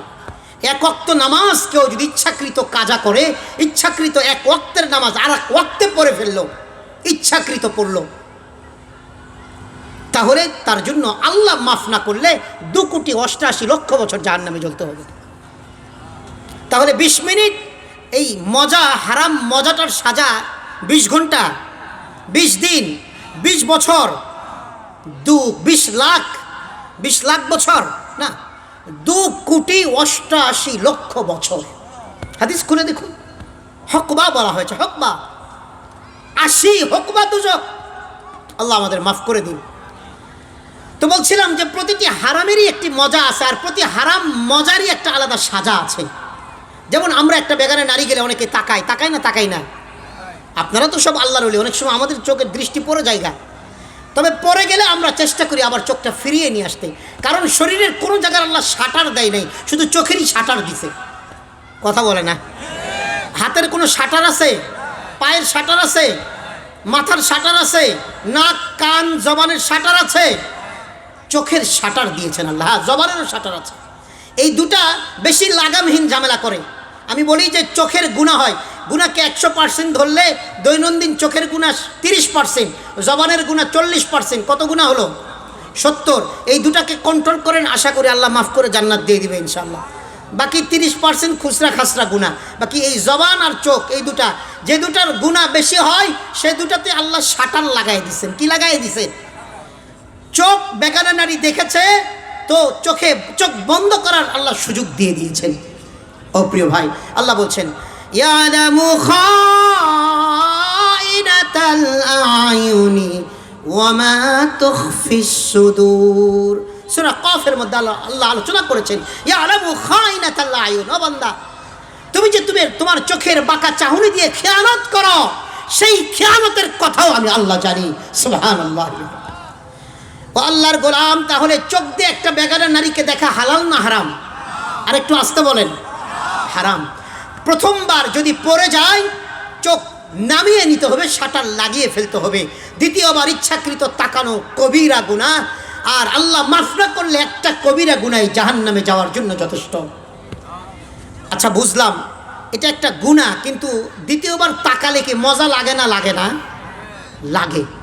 আচ্ছা, একজন চুরি করছে, ওই চুরির মালটা যদি খায় তো মজা পায় না? পায় না? কথা বলে না। পায় না? পায় না? পায়। আচ্ছা, আমাকে একটা কথা বুঝান, আমাদের দেশের এখনও যারা প্যান্ট শার্ট পরে তাদের মধ্যে শতকরা 90 জন, 10 জন শুধু ছাড়া, শতকরা 90 জন আমাদের মুমিন ভাইয়েরা টাকনুকিরার নিচে তাদের প্যান্টটা পরে, ট্রাউজারটা পরে। প্রিয় ভাই, আমাকে একটু বলেন তো, টাকনুকিরার নিচে কাপড় পরলে আলাদা কি কোনো ফিল আসে নাকি? কোনো ফিল? হ্যাঁ হ্যাঁ, আমি কি হনুরে, একটা ভাব আসে নাকি এরকম? আমি তো জানি না রে বাবা। ভাব যদি আসা আমাদেরও কন যে হুজুর খুব একটা মজা পায়। একজন মদদিরে জিগাইছিলাম যে ভাই মদ খাইলে কি হয়? কই হুজুর জানেন না, আমি একদিন খাইছিলাম অনেকগুলো, খাইয়া হুজুর মনে হইতেছে আমি দেশের প্রেসিডেন্ট। আমি কিন্তু কী হয়েছে, আপনি তো প্রেসিডেন্ট না। কয় হুজুর ওই যে 5, 10, 15 মিনিট, আধা ঘন্টা, ওটাই একটা ভাব যে হুজুর আমি প্রেসিডেন্ট হয়ে গেছি গা। আচ্ছা, তাহলে হারাম মদ খায়ও একটা মজা, প্রেসিডেন্ট সুইপার হয়ে প্রেসিডেন্টের মজা পাইলো 20 মিনিট বেড়া। কথা বোঝেন নাই? কিন্তু আপনি যে টাকনুকিরার নিচে কাপড় পরলেন, এটার কি মজা আছে, এটা কি একটু আমাদেরকে বুঝিয়ে বলবেন? অথচ এমন গুনাহ যে গুনাহটার জন্য আল্লাহ রসুল বলছেন যে আল্লাহ তাকে জাহান্নামে নিক্ষেপ করবে। কোথায় নিক্ষেপ করবে? জাহান্নামে নিক্ষেপ করবে। কোনো পুরুষ যদি টাকনুকিরার নিচে ইচ্ছাকৃত কাপড় পরে। ও আল্লাহর গোলাম, তাহলে রাসূল আরবি সাল্লাল্লাহু আলাইহি সাল্লাম বললেন যে না, টাকনুকিরার নিচে কাপড় পরা যাবে না। যে সমস্ত ভাইয়েরা প্যান্ট এখনও ঝুলিয়ে বানায় অথবা টাকনুকিরার নিচে প্যান্ট এখনও পরি, আমরা কি আজকের এই মাহফিল থেকে একটু পাক্কা নিয়ত করতে পারবো না? যেহেতু টাকনুকিরার নিচে পরে কোনো মজা নেই, কোনো এনজয় আছে, যেহেতু কোনো স্বাদ নেই, মজা নেই, তো মজাবিহীন একটা গুনাহ করলাম, আবার আখিরাতে গিয়ে সাজা পাইলাম। এটা কি খালি বোকা না একেবারে একেবারে বড় বোকা? খালি গাধা না সবচেয়ে বড় গাধা? দুনিয়া তো মজা পাইল না, আখিরাতে গিয়ে আবার সাজা পেয়ে গেল। সেটা হচ্ছে টাকনুকিরার নিচে কাপড় পরা। আমরা কারা কারা পাক্কা নিয়ত করতে পারি যে এই গুনাহটা আর জিন্দগিতে ইচ্ছাকৃত করবো না ইনশাআল্লাহ? যাদের ট্রাউজার, প্যান্ট, পাজামা, লুঙ্গি বড় আছে বা অভ্যাস আছে টাকনুকিরার নিচে পুরুষরা পরেন, তাদের জন্য এটা পরা হারাম। আমরা মৃত্যু পর্যন্ত এটা উপরে পরব তো ইনশাআল্লাহ। আগামীতে যত প্যান্ট বানাবো, প্যান্ট ঢোলা হতে হবে, 1 নম্বর প্যান্টের শর্ত। 2 নম্বর শর্ত, প্যান্ট টাকনুর উপরে হতে হবে। কেউ যদি প্যান্ট স্কিন একেবারে টাইট ফিট, উঁচু নিচু, সামনে পিছনে সব বোঝা যায়, এটা হারাম, এটা হারাম, এটা হারাম। কথা ক্লিয়ার? স্কিন প্যান্ট পরা হারাম, পরিষ্কার, নামাজ হবে না। স্কিন প্যান্ট যেটাতে একেবারেই সব কিছু বোঝা যায়, পরিষ্কার বোঝা যায়, এটাতে আপনার নামাজও হবে না। আবার এত ছোট পরে যে পেছন দিকে আপনার নাভি থেকে নিয়ে উঁচু, নাভির উঁচু থেকে নিয়ে টাকনুর হাঁটুর নিচ পর্যন্ত ঢাকা ফরজ। যখন উনি রুকুতে যায় তখন ওনার আপনার হচ্ছে গেঞ্জিটা উপরে উঠে যায়, প্যান্টটা আবার নাভির নিচে নাইমা একবারে বর্ডার বরাবর চলে আসে। কথা বলেন না, শেরপুরের যে কালা পাহাড়ের বর্ডার বরাবর প্যান্ট চলে আসে। ও কি মনে হয় নামাজ হবে? আরে ভাই নামাজ হবে? কি করতেছেন ভাই আপনি? এত কষ্ট করে নামাজ পড়ার জন্য চলে গেছেন, খানা না খেয়া, দুপুরবেলা অফিস টাইম দিছে, বিরতি দিছে, আপনি খানা না খেয়ে, আপনি রেস্ট না নিয়ে নামাজে গেলেন, আর এমন প্যান্ট পরে গেলেন, নামাজটা হলো না, আপনি নিজেও বুঝলেন না, শেষে গিয়ে দেখবেন কিয়ামতের দিন 0 আর 0। কি হলো তাহলে? তো ভাই চেষ্টা করবো তো ইনশাআল্লাহ আমরা এই মাহফিলগুলো থেকে ছোট্ট ছোট্ট বিষয় যদি নিয়ে যেতে পারি আর চেষ্টা করি আমলের, তো আশা করি আমাদের নেকির পরিধিটা বাড়বে, জান্নাতের আয়তন বেড়ে যাবে ইনশাআল্লাহ। তাহলে আল্লাহ তাআলা বান্দা রব্বুল আলামিন বলছেন, ও বান্দা, আল্লাহ এবং রাসূলের আমানতের খেয়ানত করা যাবে না। আমরা জানলাম আল্লাহ রাসূলের আমানত কি কি। 3 নম্বর আল্লাহ বলছেন, ওয়া তাখুনু আমানাতিকুম ওয়া আনতুম তা'লামুন। ও বান্দা, তোমরা তোমাদের পারস্পরিক মুমিনের কোনো আমানতের খেয়ানত করবে না। একজন মুমিনের উপর আরেকজন মুমিনের 3টি আমানত আছে। কয়টি আমানত বলেন? একজন মুমিনের উপর আরেকজন মুমিনের 3টি আমানত আছে। কয়টি আমানত? একটু পরিষ্কার করে বলতে হবে। 3টি আমানত কে দিয়েছেন? আল্লাহ কর্তৃক দেওয়া। কে কর্তৃক দেওয়া? আল্লাহ কর্তৃক। বিদায় হজ্জের ভাষণে মুহাম্মদুর রাসূলুল্লাহ সাল্লাল্লাহু আলাইহি ওয়াসাল্লাম অনেকগুলো সামাজিক রীতিনীতির ব্যাপারে আলোচনা করেছেন। সেখানে এক পর্যায়ে গিয়ে বললেন, রব্বুল আলামিনের পক্ষ থেকে এক মুমিনের উপরে আরেক মুমিনের উপরে, এক মুমিনের উপরে আরেক মুমিনের ব্যাপারে 3টি আমানত দেওয়া হয়েছে। প্রতিটি মুমিনের উপরে আরেক মুমিনের 3টি আমানত। প্রতিটি মুমিনের উপরে অন্য মুমিনের জান আমানত, অন্য মুমিনের মাল আমানত, অন্য মুমিনের সম্মান আমানত। আমি মুমিন, আপনি মুমিন, আপনার ব্যাপারে আর আমার ব্যাপারে আপনার উপরে কয়টি আমানত? কথা বলতে হবে। কয়টি আমানত? 3টি। জান, মাল, সম্মান। আমার কোনো আচরণ, উচ্চারণ, আমার কোনো ইশারা, কোনো ইঙ্গিত, আমার কোনো আচরণ, উচ্চারণ, কোনো ইশারা, কোনো ইঙ্গিতে কোনো মুমিনের জান, মাল, সম্মানের কখনো ক্ষতি হওয়া যাবে না। যদি ক্ষতি হয় নারাজ হবেন কে? আরে জোরে বলি কে? ইজ্জত কে দিয়েছেন? কে দিয়েছেন ইজ্জত? আল্লাহ দিয়েছেন। মুমিনের জান আল্লাহর কাছে কত দামি? আল্লাহু আকবার বলি, জোরে বলি আল্লাহু আকবার। ও আল্লাহর গোলাম, একজন মুমিনের উপর আরেকজন মুমিনের 1 নম্বর আমানত হচ্ছে মুমিনের জান মুমিন হেফাজত করবে। কোনো মুমিনের দ্বারা যদি অন্য মুমিনের জানের ক্ষতি হয়ে যায়, যে ক্ষতি করছে সে কি মুমিন থাকতে পারে নাকি? সে কখনো মুমিন থাকতে পারে না। ও আল্লাহর গোলাম, তাহলে আমাকে বলুন, গত 18 ডিসেম্বর 2024 সাল ইজতেমার মাঠে রাত 3:30টায় সাতপন্থী বা এতাআতি যারা জুবায়েরপন্থী বা ওলামায়ে কেরামপন্থী যাদের উপরে রাত্রি 3:30টায় হামলা করেছে মুমিনের উপরে, এই হামলাকারী যারা ছিল তারা কি মুমিন হতে পারে নাকি? হামলাকারী কখনো মুমিন হতে পারে না। একজন মুমিনের প্রত্যেকটি মুমিনের উপরে মুমিনের জানের আমানত। কারণ রাসূল আরবি সাল্লাল্লাহু আলাইহি সাল্লাম পরিষ্কার করে বলে দিয়েছেন যে মুমিনকে গালি দেওয়া ফুসুকি আর মুমিনকে হত্যা করা ডাইরেক্ট কুফরি। নাউজুবিল্লাহি মিন যালিক। তাই এই সাতপন্থীরা বিগত 2024 সালের 18 ডিসেম্বর রাত্রি 3:30টার দিকে, ইজতেমার মাঠ কি কারো বাবার ঘর নাকি? আরে বলেন না, কারো বাপের বাড়ি, কারো বাবার বেডরুম? তাহলে ইজতেমার মাঠে যদি জুবায়েরপন্থী ওলামায়ে কেরামপন্থী যদি থেকেই থাকে মেনে নিলাম, তাহলে সাতপন্থী যারা আছে তাদের যদি দখল নিতে হয়, এরা কি রাতের বেলা ডাকাতের মতো, সন্ত্রাসীদের মতো, খুনিদের মতো যাবে, না এরা দিনের বেলা গিয়ে কথাবার্তার মাধ্যমে দখল করার চেষ্টা করবে? দিনের বেলা যাবে, কিন্তু রাতের বেলা যায়, তারা তো মুমিন হতে পারে না, তারা তো ডাকাত। রাতের বেলা অন্যের কাছে যায়, তারা তো মুমিন হতে পারে না। তারা যারা মানুষ হত্যা করতে চায় এরা সন্ত্রাসী, এরা খুনি। কথা ঠিক না ঠিক বন্ধুগণ বলে? মুহতারাম হাজরিন, আমরা পরিষ্কার করে বলতে চাই, একজন মুমিনের জানের দাম আল্লাহর কাছে কতটুকু শুনে নেন, পরিষ্কার করে শুনে নেন।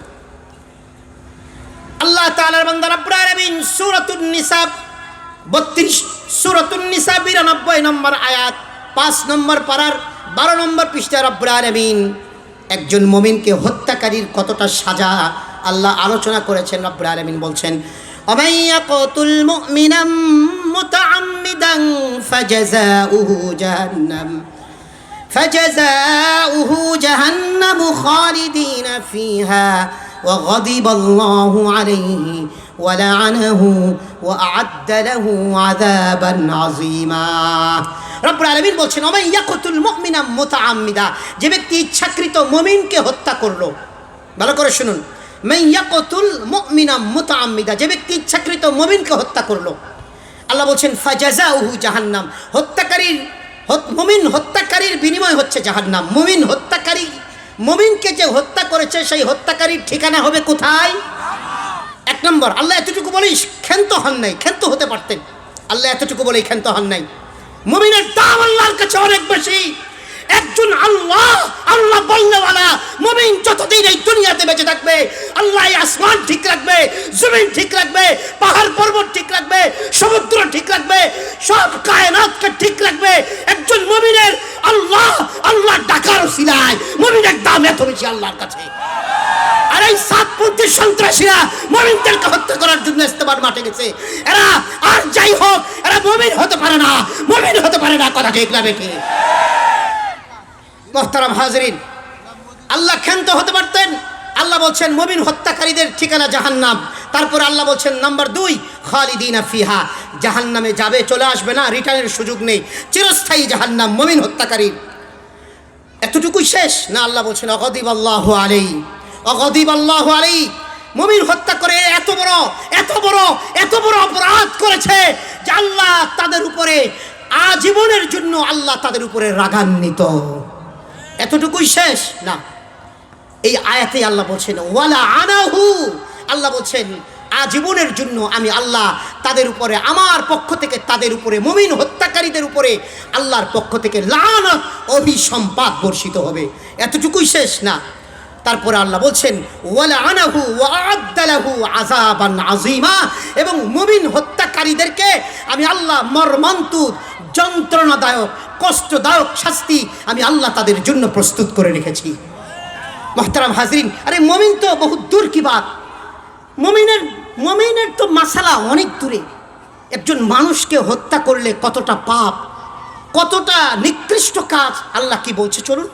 সূরাতুল মাইদা 32 নম্বর আয়াত, 6 নম্বর পারার 12 নম্বর পৃষ্ঠায় রব্বুল আলামিন বলছেন মান কাতালা নাফসান বিগাইরি নাফসিন আও ফাসাদিন ফিল আরদ ফাকাআন্নামা কাতালান নাসা জামিআ ওয়া মান আহইয়াহা ফাকাআন্নামা আহইয়ান নাসা জামিআ। রব্বুল আলামিন সূরাতুল মাইদা 32 নম্বর আয়াত 6 নম্বর পারার 12 নম্বর পৃষ্ঠায় আল্লাহ বলছেন মান কাতালা নাফসান বিগাইরি নাফসিন, কোন ব্যক্তি কোনো ব্যক্তিকে হত্যা করবে এই কারণে যে সে কাউকে হত্যা করেছে, অর্থাৎ কোনো হত্যাকারীকে হত্যা করা যাবে, কোনো হত্যাকারীকে কি করা যাবে, হত্যা করা যাবে। অথবা সমাজে কেউ ত্রাস সৃষ্টি করেছে, ত্রাস সৃষ্টিকারীকে হত্যা করা যাবে। তবে হত্যা করবে কে, আপনি আর আমি, না সরকার? আরে হত্যা করবে কে? আমরা নিজেরা আইন হাতে উঠে নিব, না প্রশাসন করবে? এটা আল্লাহ বলছেন প্রশাসন। আমরা নিজেরা করলে তো সব দুনিয়া সারখার হয়ে যাবে। আমরা নিজেরা করতে পারি না। আমরা মেনে নিলাম জুবায়ের পন্থী, ওলামায়ে কেরাম পন্থী তাদের অপরাধ ছিল, তাদের অপরাধ থাকলে এই এতাতি, এই সাতপন্থী, এই আওয়ামী লীগের থেকে যাওয়া স্বৈরাচার সন্ত্রাসী, তোরা তো আসলে সন্ত্রাসী, না হলে তোরা কোনো মুমিনদেরকে হত্যা করার জন্য ইস্তেমার মাঠে যেতে পারতি না। কথা ঠিক লাগবে ঠিক বন্ধুগণ বলে। হাসিনার স্বৈরাচার, হাসিনার এগুলো সন্ত্রাসী বাহিনী রয়ে গিয়েছে, এরা ইসলামের ড্রেস পরে এরা এখন সন্ত্রাসী কর্মকাণ্ড করছে। কথা ঠিক না ঠিক বন্ধুগণ? সমাজে পাড়ায় মহল্লায় এদেরকে প্রতিরোধ করবেন, প্রতিহত করবেন। কেননা আর যাই হোক, মানুষ হত্যাকারী কখনো মুহতাদি হতে পারে না, হেদায়েত দানকারী হতে পারে না। ওরা নিজেরাই তো হেদায়েত নেয় ওদের ভিতরে, ওরা এখন আরেকজনকে কিভাবে হেদায়েত দেয়? কথা ঠিক না ঠিক বন্ধুগণ? সাতপন্থী তাদের নিজেদের ভিতরেই যখন হেদায়েত নেই, আরেকজনকে কিভাবে হেদায়েত দিবে? তারা এতদিন তারা হেদায়েতের স্লোগান দিয়েছে, হেদায়েতের ধ্বজাধারী মিথ্যুক। আল্লাহ আমরা দোয়া করি এদের হেদায়েত দান করুন। হেদায়েত না থাকলে ওই সাদ সাহেবের সাথে যেন আবার ওই হাসিনা যেমন এখান থেকে পলায়া তার বাড়িতে চলে গেছে, সাদ সাহেবের বাড়িতেই যেন সব চলে যায়। সবাই বলি আমিন। আমাদের দেশ নির্বিঘ্ন থাকতে হবে, আমাদের দেশ সন্ত্রাস মুক্ত রাখতে হবে, আমাদের দায়িত্ব এটা। ঠিক না বেঠিক? 16 বছরের খুনি সন্ত্রাসীদেরকে যেভাবে এই দেশের আপামর জনতা, তাওহীদি জনতা, আপামর স্তরের জনতা বিদায় করেছে, এই দেশে আর কোনো সন্ত্রাসী কর্মকাণ্ড হওয়ার কোনো সুযোগ কাউকে দেওয়া যাবে না ইনশাআল্লাহ। মুহতারাম হাজরিন, আল্লাহ বলছেন যে যদি কেউ কাউকে হত্যা করতে হয়, হত্যাকারীকে হত্যা করা যাবে। হত্যাকারীকে হত্যা করা ছাড়া, সমাজে ত্রাস সৃষ্টি করা ছাড়া কোনো ব্যক্তি যদি কোনো ব্যক্তিকে এমনি হত্যা করে, তো সে কি করলো? আল্লাহ বলছেন সে একজনকে হত্যা করলো না, ফাকাআন্নামা কাতালান নাসা জামিআ, সে সকল মানুষকে হত্যা করে দিল। একটু নাউজুবিল্লাহ বলবেন। হোয়াট ইজ ইনসান, হোয়াট ইজ ম্যান? মানুষ কে জানেন? মানুষ আল্লাহ এই আসমানকে তৈরি করার সময় আল্লাহ বলেছেন, আল্লাহর কোন শব্দ হও হয়ে গিয়েছে। এই জমিন তৈরি করতে আল্লাহ বলেছেন কুন, হয়ে যাও, হয়ে গিয়েছে। এই গ্রহ নক্ষত্র, এই সমুদ্র, এই পাহাড় সব কিছুকে আল্লাহ কুন বলেছেন বা আল্লাহ ইচ্ছা করেছেন, হয়ে গিয়েছে। বাট মানুষকে কি বলেছেন আল্লাহ হও? না, আল্লাহ এভাবে মানুষ বানান নাই, এভাবে আল্লাহ মানুষ বানান নাই। আল্লাহ কোরআনে বলছে, সূরা সাদের মধ্যে বলছেন আল্লাহ, খালাকতু বিয়াদাইয়া, খালাকতু বিয়াদাইয়া, আমার দুই হাত দিয়ে আমি মানুষকে নিজে বানিয়েছি।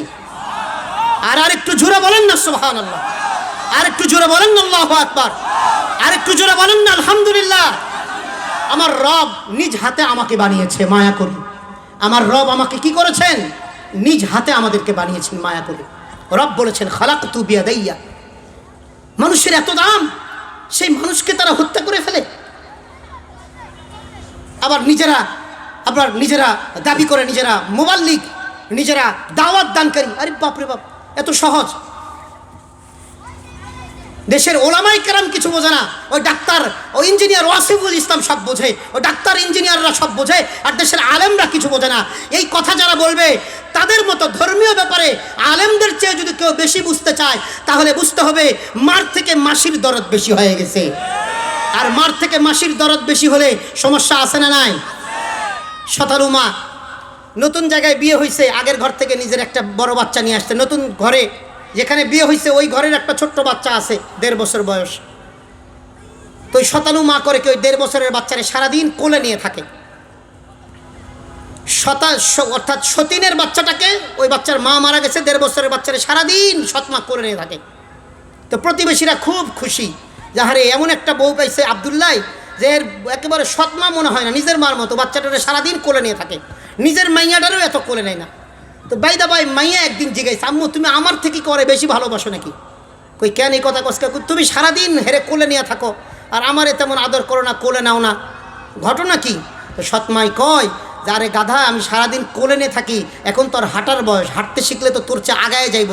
এই জন্য চিন্তা করছি সারাদিন কোলে নিয়ে থাকলে ও হাঁটতে আর পারবে না, লুলা হয়ে থাকবে, লুলা, ও যেন লুলা হয়ে থাকে, এই জন্য সারাদিন কোলে নিয়ে থাকি। কথা বোঝেন নাই? কথা বোঝেন নাই? 30 বছর নামাজ পড়ে নাই, 30 বছর রোজা রাখে নাই, 30 বছর 40 বছর কোনো আমল করে নাই। এদিকে সুদ, ঘুষ, জুয়া, বাটপারি, লুচ্চামি, গুন্ডামি, আকাম কুকাম যা আছে সব কইরা প্যাকেজ সব পুরা হয়ে গেছে। প্যাকেজ পুরা হওয়ার পরে হয়তো এখন বিরোধী দল ক্ষমতায় এসে এখন চিন্তা করবে কই যাবো, জেলে যাবো না তাবলিগে যাবো। পরে গিয়া তাবলিগে গেছে, তাবলিগে গিয়া 3-6 দিন লাগায়া আলেমদের থেকে বড় আলেম হয়ে গেছে গা। খবর নেন কত তাবলিগের, খবর নেন এরকম কত শয়তান আছে, কত শয়তান আছে। এই কারণে আমরা বলছি না তাবলিগে যাওয়া যাবে না, সেখানে যাওয়া খারাপ, এগুলো আমি বলছি না। অনেকের হিস্টোরি তো এটাই। তো তোমার ভাই হিস্টোরি চুরি, তোমার হিস্টোরি বাটপারি, তোমার হিস্টোরি লুচ্চামি, তোমার হিস্টোরি সন্ত্রাসী কর্মকাণ্ড, তুমি 40 দিন দিয়া তুমি লম্বা দাঁড়িয়ে আর কুর্তা লাগায়া তুমি এখন আলেমদের থেকে বেশি বোঝো। তো তুমি তো মার থেকে মাসির দরদ বেশি হয়ে গেলে ইসলামে তো সমস্যা হয়ে যাবে। এই কথা বুঝেন নাই? তো আজকে সাতপন্থীদের মার থেকে মাসির দরদ বেশি হয়েছে। মার থেকে মাসির দরদ বেশি হওয়ার কারণে দেশে এই গ্যাঞ্জাম লাগছে।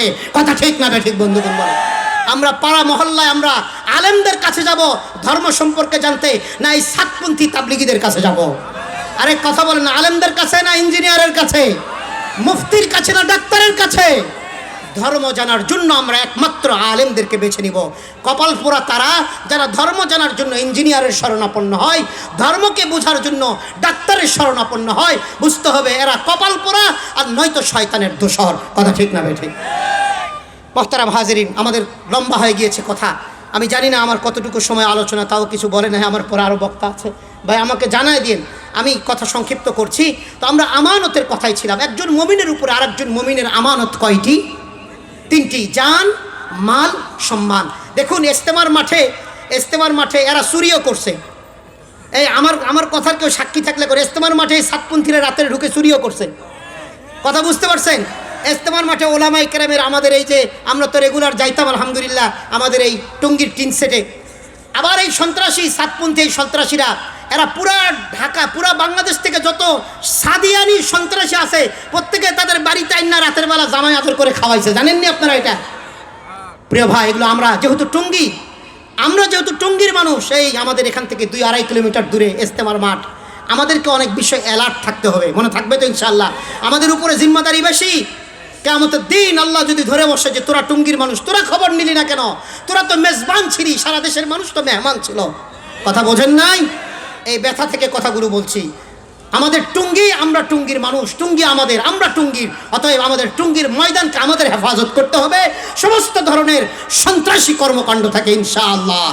এজন্য আমরা সরকারকে বলবো অনতিবিলম্বে এই সাতপন্থী সাদিয়ানিয়া তাঁতিদেরকে বাতিলপন্থী ঘোষণা করে তাদেরকে একেবারেই চট্টগ্রামের ওদিকে পাঠালে ভালো, কারণ ওদিকে মাজার টাজার বেশি আছে, ভণ্ড আর এটা বাতিলপন্থীরা ওদিকে বেশি। এই কথা বলে না? আটরশি, আপনার হচ্ছে মাইজ ভান্ডারি, মুসাবিয়া, তারপরে যত খাজা বাবা, দয়াল বাবা, কলা বাবা, পান্তা বাবা, যা কিছু আছে, আচ্ছা জি ওকে, যত বাবা আছে, খেকশিয়াল বাবা, তারপরে যেখানেই কুকুর বাবা, কি যে অবস্থা চট্টগ্রাম, কেউ গিয়ে থাকলে দেখবেন। ওই আমরা চাই যে সাতপন্থীদের ওখানে একটা আস্তানা হোক, আর দেশের মানুষ সবাই জানবে এরা বাতিল বাতিল। কথা ঠিক না বেঠিক? আল্লাহ কোরআনে বলেছেন হক আর বাতিল কখনো ওয়ালা তাকতুমুল হাক্কা, আল্লাহ কোরআনে পরিষ্কার করে বলে দিয়েছেন ওয়ালা তাকতুমুল হাক্কা বিল বাতিল, বাতিল এবং হক কখনো মিশ্রিত হতে পারে না। আমরা পরিষ্কার করে জানিয়ে দিই সরকারকে। মুহতারাম হাজরিন, তারপরে আমানতের আলোচনা করছিলাম। একজন মুমিনের উপর আরেকজন মুমিনের 3টি আমানত: মুমিনের জান, মুমিনের মাল, মুমিনের সম্মান, মুমিনের ইজ্জত। আমরা মুমিনের ইজ্জত খাবো না তো ইনশাআল্লাহ। কোনো মুমিনের আমার কথার দ্বারা, কোনো আচরণের দ্বারা আমরা কোনো মুমিনের ইজ্জত নষ্ট করবো না তো ইনশাআল্লাহ। গীবত করার দ্বারা কোনো মুমিনের ইজ্জত নষ্ট করবো না তো ইনশাআল্লাহ। হ্যাঁ শুনুন, এখানে একটু কথা না বললে নয়। অনেকে আছে অতি বেউকুফ, নির্বোধ বেউকুফ, বলে হুজুর আপনি কোন গীবত করা যাইব না, আপনি এতক্ষণ কি করলেন? এগুলো নয়, আমরা গীবত করি নাই। আল্লাহ কোরআনে বলছে জুলুমের কথাগুলো বলে দিতে হবে।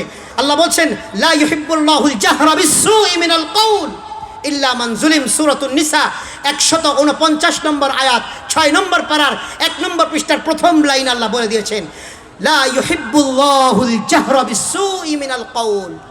খারাপ কোনো কথা তোমরা প্রকাশ করো, এটা আল্লাহ পছন্দ করেন না।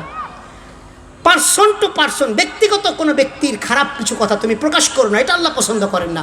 তবে আল্লাহ বলছেন ইল্লা মান জুলিম, তবে জুলুমের যে বিষয়গুলো আছে, জুলুমের যে কথাগুলো আছে, জালেমদের বিরুদ্ধে কথা তোমাদের কি করতে হবে? বলতে হবে। তো স্বৈরাচার হাসিনা যেমন জালেম ছিলেন, এই সাতপন্থী এতাতিরাও আমাদের উপরে জুলুম করছে, এরাও জালেম। এই জালেমদের বিরুদ্ধে আমাদের বলতে হবে, মনে থাকবে তো ইনশাআল্লাহ। মুহতারাম হাজরিন, 4টি গুণের আলোচনা করছিলাম, শুরু করেছিলাম, পারলাম না। নাম্বার 2, আপনার সত্য কথা বলা। হযরত চলে আসছেন না? সত্য কথা বলা, সত্য কথা বলবো তো ইনশাআল্লাহ। দেখে নিন সত্য কথার ব্যাপারে সূরাতুল আহজাবের 70-71 নম্বর 2টি আয়াত দেখে নিন। তারপর আল্লাহ বলছেন, আল্লাহর হাবিব সাল্লাল্লাহু আলাইহি ওয়াসাল্লাম বললেন যে ওয়াহুসনু খালিকাতিন, তোমাদের উত্তম চরিত্রবান হওয়া। উত্তম চরিত্রের ব্যাপারে একটা কথাই বলবো। আল্লাহ তাআলা বান্দার আমল নামা ওজন দিবে, দেওয়ার পরে বান্দার সমস্ত আমল ওজন হবে, ওজন। আল্লাহ কোরআনে বলছেন ফাম্মা মান সাকুলাত মাওয়াজিনু ফাহুয়া ফি ঈশাতির রাদিয়া, যার ওজনের পাল্লাটা যার ভারী হবে তার ঠিকানা হবে জান্নাতে। কোথায়? মুহতারাম হাজরিন, নামাজ, রোজা, হজ, যাকাত, কোরআন তিলাওয়াত, জিকির, আজকার, এই সব কিছুর চেয়ে নামাজ আমলের পাল্লায় দিলে বেশি নেকি হবে না একটা আমলের চেয়ে। রোজা দিলে, কোরআন তিলাওয়াত দিলে, কোনো কিছু দিলে একটা আমলের চেয়ে বেশি ওজন হবে না। সেই আমলটির নাম হচ্ছে হসনু খলিকাতিন, উত্তম চরিত্রের আমল। কিসের আমল বলেন? উত্তম চরিত্র মানে মানুষের সাথে ভালো আচরণ করা, উত্তম ব্যবহার করা, মনে থাকবে তো ইনশাআল্লাহ। মানুষকে মানুষ বলে জ্ঞান করা, তাকে সম্মান করা, ভালোবাসা দেওয়া, মানুষের দুঃখে দুঃখিত হওয়া, মানুষের ব্যথায় ব্যথিত হওয়া, সুখে সুখী হওয়া, মনে থাকবে তো ইনশাআল্লাহ।